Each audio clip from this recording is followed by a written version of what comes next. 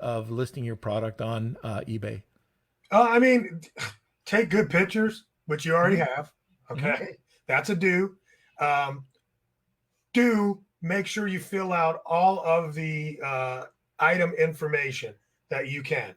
All right. So they've got multiple. One of the things about eBay search is that they had to build in some some tags that you have to fill in to make sure that your item comes up in their search. So you want to make sure that you're filling in all of that stuff. Make sure if you got UPC codes, put those in, color, size, all of that, throw that in there. And then, I mean, basically use keyword, but don't stuff, right? You want to use keywords in your titles, but don't overstuff it, and don't necessarily, it doesn't actually have to be readable.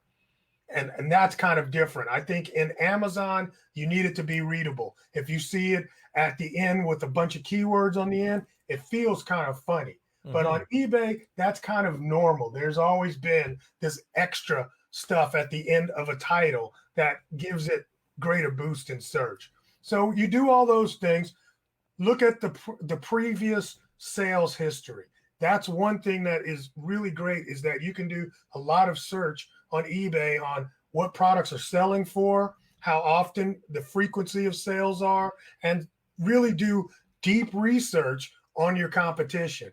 If you That's one thing I kind of like about platforms and I hate about platforms, is that your business is transparent. It's pretty transparent. If you put all the signals together, I can almost tell what you're doing in sales month to month, annually. You can do that on Mhm. specific products and specific SKUs. On eBay, you actually get the actual factual information. On Amazon, you get a tool, or there's a couple of tools, but all of that information is estimated. And Mhm. that's a big difference. This is an estimated sale of the buy box on Amazon. On eBay, it's actual facts, because I can look at the history of an item being sold. So do that kind of research, do that kind of homework. What other things that you need to do on there? You do have to write an actual uh, full formatted description. You've got HTML that you can use. That is really great. It gives you a lot of opportunity to add more photos than you might. And I mean, just other than that, once you get it kind of set up and ready to go, you're ready to rock and roll.